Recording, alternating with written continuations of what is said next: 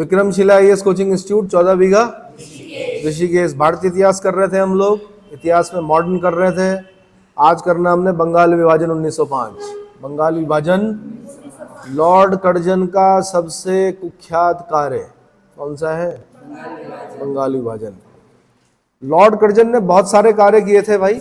जब मैं आपको गवर्नर जनरल वाइसरॉय करा रहा था तो वहाँ पे मैंने आपको बताया था कि कर्जन के समय में क्या क्या हुआ था।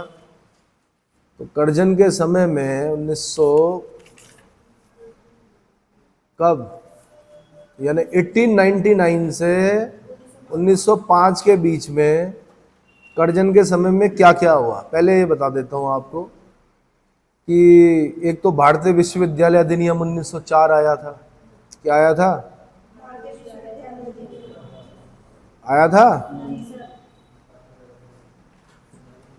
नए प्रांत उत्तर पश्चिम सीमा प्रांत का गठन किया गया था। यंग हस्बैंड के नेतृत्व में एक शिष्टमंडल ल्हासा तिब्बत गया था। फॉरबिडन सिटी बोलते थे ल्हासा को। तिब्बत जाना मना था उस जमाने में, ल्हासा नहीं जाते थे लोग, है ना। भारतीय विश्वविद्यालय अधिनियम 1904 आया। भारत लोक सेवा मंडल का गठन किया गया 1905 में। क्या किया गया? सर डब्ल्यू फ्रेजर की अध्यक्षता में पुलिस आयोग का गठन किया गया। सर डब्ल्यू फ्रेजर की अध्यक्षता में पुलिस आयोग का गठन किया गया 1902 में। सर थॉमस रैले की अध्यक्षता में विश्वविद्यालय आयोग की स्थापना की गई थी 1902 में। ये जो रैले कमीशन था ना, उसी की रिकमेंडेशन पर भारतीय विश्वविद्यालय आयोग आया था 1904 में। यानी दो चीजें हुई, रैले कमीशन 1902 और भारतीय विश्वविद्यालय अधिनियम 1904 आया था। ठीक है। बाद में एंटनी मैकडोनल्ड के अध्यक्षता में अकाल आयोग का गठन किया था इसने 1900 में। भाई फेमाइन कमीशन बनाया इसने। प्राचीन स्मारक परिरक्षण अधिनियम 1904 बनाया। ये अच्छा काम था एक तरह से। भाई प्राचीन स्मारक बसते नहीं इस देश में, अगर ये क्या ना करता, प्राचीन स्मारक परिरक्षण अधिनियम 1904 लेके ना आता। ठीक है। सर कॉलिन स्कॉट मानक्रीफ के नेतृत्व में सिंचाई आयोग की स्थापना की इसने। रेलवे बोर्ड का गठन किया इसने 1905 में। पुलिस विभाग में सुधार के लिए फ्रेजर कमीशन की गठन किया इसने। कुछ काम अच्छे किए, लेकिन एक सबसे कुख्यात काम कर दिया जिसकी वजह से सबसे कुख्यात माना जाता है किसको? लॉर्ड कर्जन को। वो था क्या? बंगाल विभाजन। सबसे ज़्यादा रेल लाइनें इसी के समय में क्या हुई? बिछाई गई। रेल लाइनों का सबसे ज़्यादा विस्तार किसके समय हुआ? लॉर्ड कर्जन के समय हुआ, है ना। समझ में आया? तो बंगाल विभाजन को पढ़ने से पहले कि कर्जन के समय हुआ, कर्जन के सारे कार्य क्या गलत थे? तो कुछ कार्य अच्छे थे, जैसे प्राचीन स्मारक वाला मैंने बता दिया आपको। थोड़ा सा हालांकि वो उपनिवेश का दोहन करने के लिए कृषि पर कार्य कर रहा था, लेकिन जो कृषि के लिए उसने कार्य किए वो भी ठीक थे। हालांकि रेल लाइनें वो अपने लिए बिछा रहे थे ताकि अधिक से अधिक दोहन कर सके, पर देश का फायदा हुआ उससे। क्या हुआ? इससे नुकसान हो गया। जिस दिन बंगाल विभाजन हुआ, बांग्लादेश उसी दिन बन गया था एक तरह से। क्या बन गया था? जब आप किसी को स्वत्व दे देते हो किस चीज़ का, अलग से रहने का, माना आपको एक अलग रूम दे दिया जाए कमरे क्या करने के लिए, घर में कहा जाए कि अब आपका रूम है, परमिशन लेके ही हम आएंगे जाएंगे, और आपको इस प्रकार की अगर आदत दिला देंगे तो समझ लीजिए उसी दिन आप अपने परिवार से क्या हो गए। समझ में आ गया? ठीक है। बंगाल विभाजन का प्रस्ताव गवर्नर एंड्रयू फ्रेजर ने रखा था। भाई किसने रखा था? Andrew Fraser. यह विलियम बर्ड के दिमाग की उपज थी। किसके? विलियम बर्ड के दिमाग की उपज थी। दोनों क्वेश्चन बन चुके हैं कि किसके दिमाग की उपज थी बंगाल विभाजन? विलियम बर्ड के दिमाग की उपज थी। बंगाल विभाजन का प्रस्ताव किसने रखा? तो गवर्नर एंड्रयू फ्रेजर ने रखा, 1905 में रखा। लॉर्ड कर्जन का गवर्नर जनरल काल भारत में ब्रिटिश साम्राज्य का उच्चतम बिंदु था। इसके विभिन्न प्रशासकीय कार्यों में जिस कार्य का सर्वाधिक विरोध हुआ और जो उसका सबसे विवादास्पद कार्य था वो था बंगाल का विभाजन। क्या था? कर्जन द्वारा बंगाल का विभाजन का निर्णय 1905 भारतीय राष्ट्रवाद पर किया गया एक प्रचंड प्रहार था। बंगाल प्रेसिडेंसी तत्कालीन सभी प्रेसिडेंसियों में सबसे बड़ी थी। तो सबसे बड़ी प्रेसिडेंसी कौन सी थी? बंगाल प्रेसिडेंसी। इसमें पश्चिमी और पूर्वी बंगाल सहित बिहार और उड़ीसा भी शामिल थे। असम बंगाल से 1874 में अलग हो चुका था। यहाँ से क्वेश्चन बना है।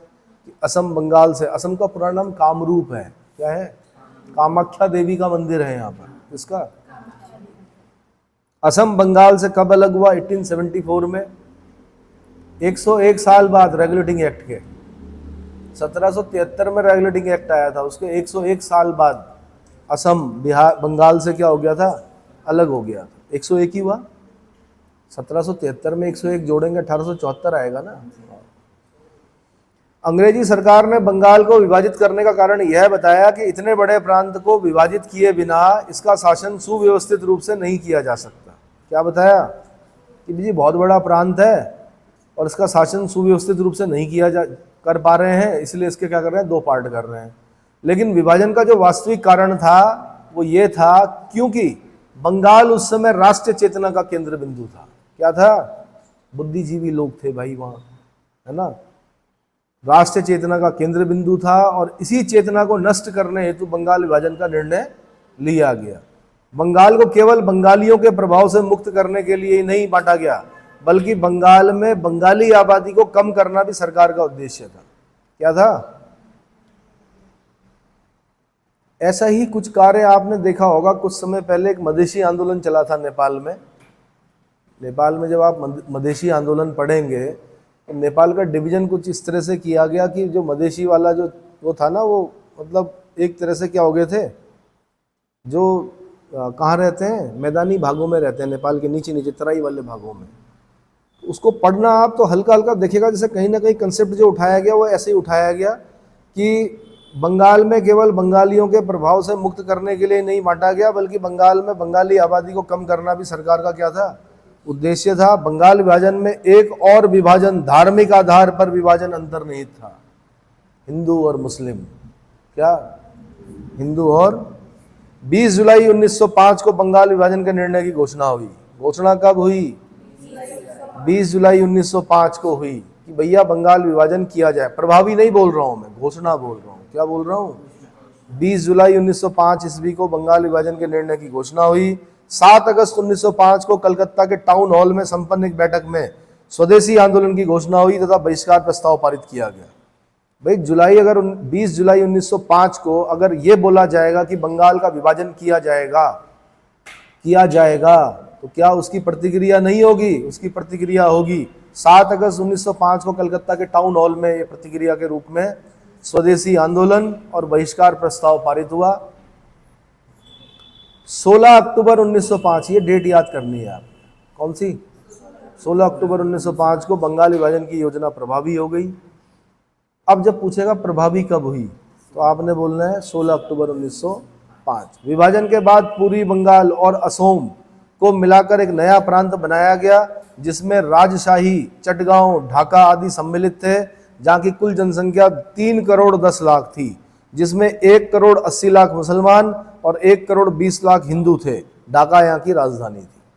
ढाका क्या थी? राजधानी थी। विभाजित बंगाल के दूसरे भाग में पश्चिम बंगाल, बिहार और उड़ीसा शामिल थे। ये बिहार उड़ीसा ये अब पढ़ते हैं हम लोग, पहले पूरा क्या था? बंगाल था। ठीक है, इसमें क्या थे? पश्चिम बंगाल, बिहार और उड़ीसा शामिल थे, जिनकी कुल जनसंख्या 5 करोड़ 40 लाख थी। कितनी? जिसमें 4 करोड़ 20 लाख हिंदू और 90 लाख मुसलमान। यानी इस क्षेत्र में मुसलमान कम थे, हिंदू बहुसंख्यक थे। उधर 3 करोड़ में क्या थे? 3 करोड़ 10 लाख में क्या थे? 1 करोड़ 80 लाख मुसलमान थे और 1 करोड़ 20 लाख क्या थे? हिंदू थे। यानी हिंदू वहाँ कम थे, मुसलमान ज़्यादा थे। 16 अक्टूबर 1905 ईस्वी के दिन समूचे बंगाल में शोक दिवस किस रूप में मनाया? क्वेश्चन पूछा उसने, अगर शोक दिवस के रूप में मनाया। लोगों ने उपवास रखा, वंदे मातरम का गीत गाया, एक दूसरे में राखी बांधी। रक्षाबंधन के रूप में एक दूसरे रक्षा सूत्र बांधेंगे एक दूसरे पे। क्या बांधेंगे? डोरेमोन वाली अब आई, वो लाइट वाली राखी ना, उस जमाने में नहीं होती थी। ठीक है, उस जमाने में जो राखियां थी वो एक धागा आता है ना, हाँ जी, रोली, वो बांधते थे। समझ में आया? तो रोली या मौली? मौली है ना। तो वो धागा बांधते थे, एक दूसरे पे क्या बांधा? राखी बांधी। रविंद्रनाथ टैगोर के आह्वान पर उसे रक्षाबंधन दिवस के रूप में मनाया गया। रविंद्रनाथ टैगोर ने आह्वान किया था क्या? रक्षाबंधन के रूप में मनाया जाए। विभाजन को कहा, विभाजन पर गोपाल कृष्ण गोखले ने कहा यह एक निर्मम भूल है। कैसी भूल है? निर्मम। वैसे हत्या के साथ यूज करते हैं इस वर्ड को। निर्मम हत्या की गई की उसकी। कैसी की गई? तो ये भूल तो थी अंग्रेजों की, लेकिन कैसी थी? निर्मम थी। ठीक है, इन्हीं शब्दों से तो प्रभावित होता है कौन? एग्जामिनर है। आप अगर लिखोगे यह एक सुहानी भूल थी, तो फिर क्या नंबर देगा आपको? निर्मम भूल थी। सुरेंद्रनाथ बनर्जी ने विभाजन पर कहा, सुरेंद्रनाथ बनर्जी भाई बड़े बुद्धिजीवी इंटेलेक्चुअल आदमी, उन्होंने कहा कि विभाजन हमारे ऊपर एक वज्र की तरह गिरा है। किसकी तरह? वज्र की तरह गिरा है। वर्ष 1905 ईस्वी में कांग्रेस के बनारस अधिवेशन में स्वदेशी और बहिष्कार आंदोलन का अनुमोदन किया गया। बहुत बहुत इंपॉर्टेंट। 1905 में अध्यक्ष कौन था? भारतीय राष्ट्रीय कांग्रेस का 1905 में क्या बनारस अधिवेशन हुआ? हाँ जी हुआ। 1906 में तो दादा भाई नौरोजी थे। 1905 में कौन थे? गोपाल कृष्ण गोखले। क्या किया गया इस अधिवेशन में? बनारस में था बनारस अधिवेशन, वाराणसी वही बनारस, जहाँ का हर पत्थर पारस वो शहर है बनारस, बिस्मिल्लाह की सेनाई है ना। चलो, तो स्वदेशी और बहिष्कार आंदोलन का अनुमोदन किस वाले में किया गया? 1905 बनारस अधिवेशन में। ठीक है, स्वदेशी और बहिष्कार का प्रचार समूचे देश में करने का कार्य किसने किया? तिलक ने किया, लाला लाजपत राय ने किया, अरविंदो घोष ने किया। लाल बाल पाल है ना, तो यहाँ पे अरविंदो घोष हैं। इस समय चलाए गए बहिष्कार आंदोलन के अंतर्गत न केवल विदेशी वस्त्रों का बहिष्कार किया गया, बल्कि स्कूलों, अदालतों, उपाधियों, सरकारी नौकरियों आदि का भी बहिष्कार किया गया। गांधी जी के कार्यक्रमों में भी मिलेंगे ये आपको। गांधी जी ने कोई नए कार्यक्रम नहीं चलाए थे, गांधी जी ने भी तो यही कहा था। बहिष्कार आंदोलन पहले चल चुका था इस देश में। ठीक है, स्वदेशी आंदोलन के समय लोगों ने, अच्छा पहले बता दूं किस किस का बहिष्कार हुआ भाई? केवल विदेशी वस्त्रों का बहिष्कार नहीं हुआ, स्कूलों का, जो सरकार की स्कूलों थी, अंग्रेजी स्कूलें, अदालतें, जो अंग्रेजों की अदालतें थी उनका बहिष्कार हुआ, अंग्रेजों द्वारा दी गई उपाधियों का बहिष्कार हुआ, सरकारी नौकरियों का बहिष्कार हुआ।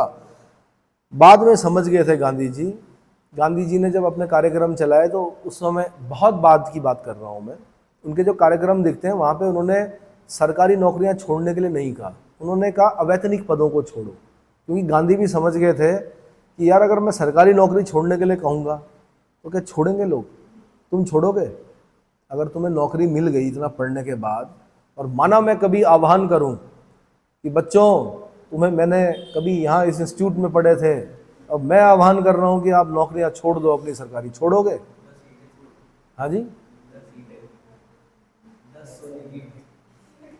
मैं वही बोल रहा हूं, नहीं छोड़ोगे ना, नहीं छोड़ोगे। सरकारी कर्मचारी परेशान रहता है भाई, हर समय परेशान रहता है, लेकिन खुश कब होता है? 1 तारीख को सैलरी आती है, फिर हर 30 तारीख तक वही सोचता है कि बस किसी तरह वॉलंटरी रिटायरमेंट ले लूँ, थक गया हूँ, बहुत परेशान हो गया हूँ। और 1 तारीख को फिर सैलरी आती है, फिर वो 10-15 दिन तक खुश रहता है, फिर सोचता है वो छोड़ दूँ, बेकार, ऊपर बॉस डांट रहे हैं, बहुत प्रेशर हो गया है ना। चलो, इतना आसान थोड़े है अब सरकारी नौकरी करना। एक पीढ़ी ने काम नहीं किया, इसीलिए दिक्कतें हो रही हैं। एक पीढ़ी ढंग से जापानियों की तरह कार्य करती, देश के लिए कार्य करती, तो मेरे ख्याल से ऐसी स्थिति ना आती। भ्रष्टाचार को अगर शुरू में ही उसको कुचल दिया जाता तो आज भ्रष्टाचार की जड़ें इतनी क्या नहीं होती, मतलब भ्रष्टाचार का वृक्ष इतना बड़ा ना होता, है ना। अब क्या हो गया, वो ट्रेंड में आ गया बस। अब तो ये है कि ना जी, ये तो क्या है, नियम है कि क्या है। अब इसको खत्म करने के लिए किसी एक अवतार की आवश्यकता होगी इस देश में, जो क्या करेगा, भ्रष्टाचार को समाप्त करेगा। हम भी बोलेंगे कि क्या, कि स्कैंडिनेवियन कंट्रीज की तरह हमारा देश भी क्या है, 0 भ्रष्टाचार क्या है। तो उस दिन का इंतजार है, तो उसके लिए जो व्यक्ति इस चीज की पहल करेगा उसको अवतार ही माना जाएगा। क्या माना जाएगा? अवतार। तो हो सकता है आप ही में से कोई हो, पहल करो, देखो। इस समय चलाए गए बहिष्कार आंदोलन के अंतर्गत न केवल विदेशी वस्त्रों का बहिष्कार, ये बता दिया मैंने, स्वदेशी आंदोलन के समय लोगों का आंदोलन के प्रति समर्थन एकत्र करने में स्वदेश बांधव समिति, कौन भाई? स्वदेश बांधव समिति, जिसकी स्थापना 22 साल के एक अध्यापक अश्विनी कुमार दत्त, इनका नाम बहुत बहुत बहुत इंपॉर्टेंट, स्वदेश बांधव समिति अश्विनी कुमार दत्त ने की थी, की भूमिका महत्वपूर्ण है, की भूमिका महत्वपूर्ण है। देखो, सबसे पहले लोगों को क्या करना पड़ता है, समर्थन लेना पड़ता है। लोगों का क्या करना पड़ता है, लोग ऐसे नहीं देते समर्थन। लोग तब देते हैं जब कोई बहुत जबरदस्त तरीके से क्या करे, उसका प्रसार करे, मतलब बताए लोगों को कि हाँ भाई हमें ऐसा करना पड़ेगा, नहीं तो गड़बड़ हो जाएगा, है ना। स्वदेशी आंदोलन की उपलब्धि थी आत्मनिर्भरता और आत्मशक्ति, आत्मनिर्भरता और आत्मशक्ति। स्वदेशी आंदोलन का प्रभाव शीघ्र ही देखने को मिला। 15 अगस्त 1906 को एक राष्ट्रीय शिक्षा परिषद की स्थापना की गई। क्या की गई, राष्ट्रीय शिक्षा परिषद तो ठीक है, लेकिन राष्ट्रीय शिक्षा परिषद, राष्ट्रीय शिक्षा परिषद की स्थापना की गई। आचार्य पीसी राय ने बंगाल केमिकल्स एंड फार्मास्यूटिकल्स की स्थापना की। किसने,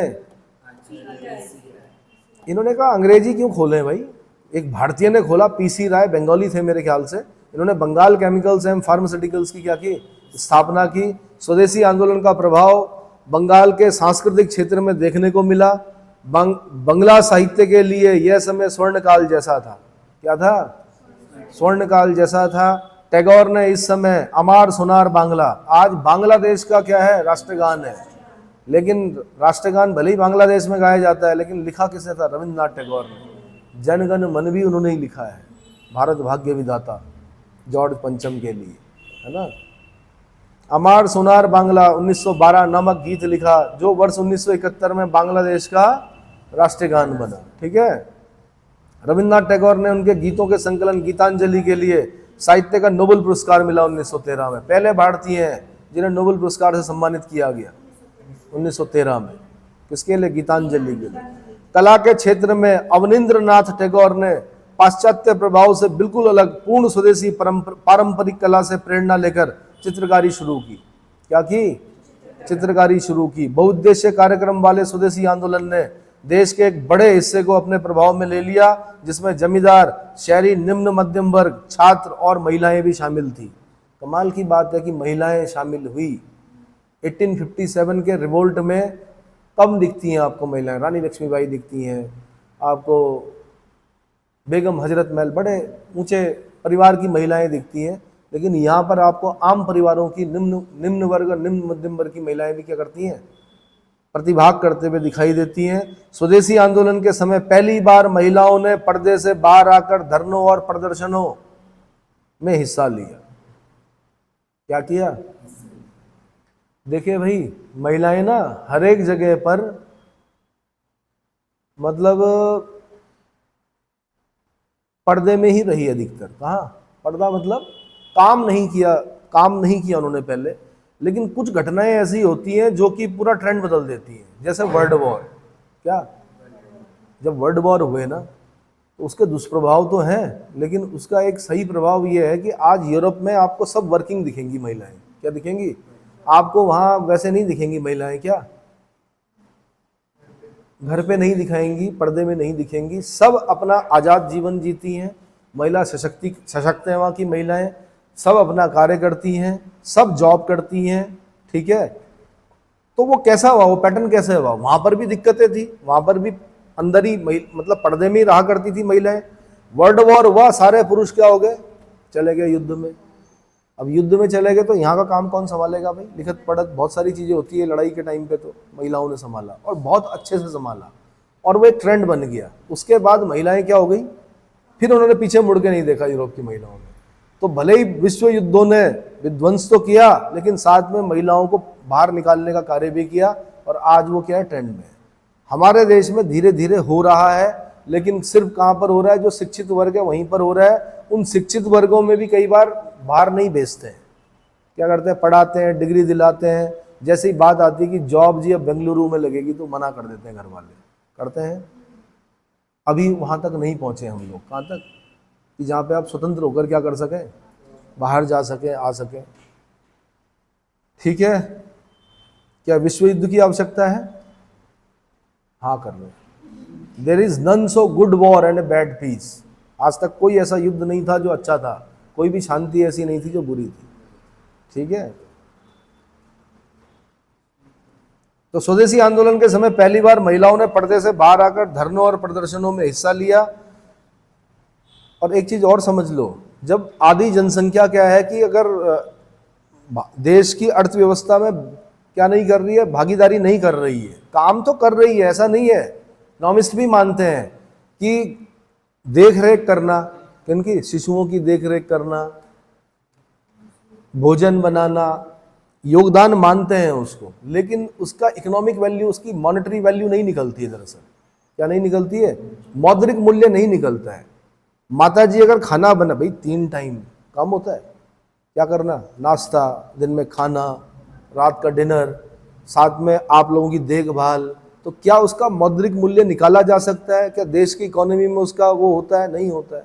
मौद्रिक मूल्य तो उन्हीं चीज़ों का निकलेगा जो जैसे हम जीडीपी में जब हम पढ़ते हैं, है ना। तो लेकिन इकोनॉमिस्ट भी मानते हैं कि देख रेख जो कर रहे हैं वो भी क्या है, एक तरह का है, लेकिन डेटा में नहीं आ रहा है वो चीज़। डेटा में कब आता है किसी भी देश के, जब प्रोडक्शन यूनिट्स में और सर्विसेज में आप क्या करते हो, प्रतिभाग करते हो, तो वहां पर मॉनेटरी उसका क्या निकलेगा, मौद्रिक मूल्य निकलेगा। ठीक है। स्वदेशी आंदोलन के समय पहली बार महिलाओं ने पर्दे से बाहर आकर धरनों और प्रदर्शनों में हिस्सा लिया। किसान और बहुसंख्यक मुस्लिम समुदाय स्वदेशी और बहिष्कार आंदोलन से अलग रहा। यह अजीब सी बात थी, किसान और बहुसंख्यक मुस्लिम समुदाय स्वदेशी और बहिष्कार आंदोलन से अलग रहा। अब क्यों रहा, इस पर डिबेट होती है। चलो, 1908 ईस्वी तक बंगाल में स्वदेशी आंदोलन की गति धीमी पड़ गई। स्वदेशी आंदोलन की गति धीमी पड़ गई क्योंकि इस आंदोलन से जुड़े नेता तिलक, अश्वनी कुमार दत्त, कृष्ण कुमार को गिरफ्तार करके निर्वासित कर दिया गया। एक तो होता गिरफ्तार करके अपने देश में रखना, एक होता बाहर भेज देना, म्यांमार, मांडले जेल जाओगी। कहाँ? म्यांमार। स्वदेशी आंदोलन ने समाज के उस बड़े तबके में राष्ट्रीय भावना को जगाया जो राष्ट्रीयता से पूर्णतः अनभिज्ञ था। स्वदेशी ने सर्वाधिक भारत की सांस्कृतिक विचारधारा को प्रभावित किया। किसको किया? सांस्कृतिक विचारधारा को प्रभावित किया। निष्कर्ष रूप से कहा जा सकता है कि स्वदेशी आंदोलन साम्राज्यवाद के विरुद्ध सशक्त राष्ट्रीय आंदोलन था जो भावी संघर्ष का बीज बोकर समाप्त हो गया। ये लाइनें जब आप मेंस में लिखोगे ना, ये प्रभावित करती हैं किसको? एग्जामिनर को। ठीक है, कितनी बड़ी बात कही कि निष्कर्षता कहा जा सकता है कि स्वदेशी आंदोलन साम्राज्यवाद के विरुद्ध, किसके विरुद्ध? इंपीरियलिज्म के विरुद्ध, साम्राज्यवाद के विरुद्ध पहला सशक्त राष्ट्रीय आंदोलन था जो भावी संघर्ष का बीज बोकर समाप्त हो गया। बंगाल विभाजन पर पूर्वी बंगाल के लेफ्टिनेंट गवर्नर सर बैमफाइल्डे फुलर ने मुसलमानों को अपनी चहेती पत्नी के रूप में उल्लिखित किया। ये ऐसा खतरनाक प्रश्न उत्तर प्रदेश में पूछा गया, यूपी बीसीएस में, कि चहेती पत्नी किसने कहा मुसलमानों को? आंसर फुलर ने कहा। किसने? सर बैमफाइल्डे फुलर ने मुसलमानों को अपनी चहेती पत्नी के रूप में उल्लिखित किया। महात्मा गांधी ने लिखा, भारत का वास्तविक जागरण बंगाल विभाजन के उपरांत शुरू हुआ। वास्तविक जागरण कब शुरू हुआ? बंगाल विभाजन के उपरांत शुरू हुआ। बंगाल विभाजन आंदोलन बंग भंग को दबाने के लिए अंग्रेजों ने कार्लाइल सर्कुलर 22 अक्टूबर 1905 को लाया। बंग भंग को दबाने के लिए कौन सा सर्कुलर लाया गया? आंसर कार्लाइल सर्कुलर लाया गया। कब लाया गया? 22 अक्टूबर 1905 को लाया गया। 16 अक्टूबर 1905 को क्या हुआ था? बंगाल विभाजन प्रभावी हुआ था। 17, 18, 19, 20, 21, 22, 6 दिन बाद। ठीक है, 22 अक्टूबर 1905। इसमें बंगाल सरकार की तरफ से सभी जिला मजिस्ट्रेटों को इस आशय का पत्र भेजा गया था कि सरकारी सहायता प्राप्त सभी स्कूलों कॉलेजों के प्राचार्यों को सख्त हिदायत दी जाए कि उनके विद्यार्थी आदि इस आंदोलन में सम्मिलित नहीं होंगे, इस आंदोलन में शामिल नहीं होंगे, नहीं तो उनकी सहायता बंद कर दी जाएगी। अगर हुए तो सहायता बंद। इस आदेश पर बंगाल के चीफ सेक्रेटरी RW कार्लाइल के दस्तखत थे। इस कारण इसको कार्लाइल सर्कुलर कहा जाता है। भाई स्कूल के बच्चों को ले जाया जाता था ना, सारे स्कूल की छुट्टियां हो जाती थी। अब आप लोग तो नहीं जानते होंगे, हम लोगों ने उत्तराखंड राज्य आंदोलन में देखा है, आते थे लोग, बड़े लोग आते थे, जो बड़े नेता थे वो आते थे, वो कहते छुट्टी। भाई क्यों? क्योंकि अलग राज्य बनाना है। तो सारे स्कूल कॉलेज बंद, सारे स्कूल कॉलेज बंद। उसके बाद बताया जाता था कि इस प्रकार से क्या करना है, आपने विरोध करना है, सड़कें जाम करनी है, रोडवेज जाम करनी है, सब जाम करना है, ठीक है। तो बच्चे युवा जी ने बोलते टीनेजर, है ना, उनको क्या चाहिए था, स्कूलों से तो वैसे ही परेशान रहते हैं, कौन, खासकर 11वीं और 12वीं के जो बच्चे हैं वो परेशान रहते हैं। तो उनको अगर मिल जाए ऐसा कि भाई आज आपने क्या करना है, कोई भी बस हिलनी नहीं चाहिए, चलो। उसके बाद मैं बता रहा हूँ कलकत्ता अधिवेशन। भाई कांग्रेस का कलकत्ता अधिवेशन 1906 में हुआ। कहाँ पे हुआ? 1906 में कलकत्ता में आयोजित कांग्रेस के अधिवेशन में अध्यक्ष पद को लेकर उदारवादियों और उग्रवादियों में विवाद हो गया। लेकिन तब तक दादा भाई नौरोजी बन गए भाई, तो दादा भाई नौरोजी की रिस्पेक्ट तो सभी करते थे, है ना। विवाद अपने आप ही समाप्त हो गया। क्या हो गया? विवाद समाप्त हो गया।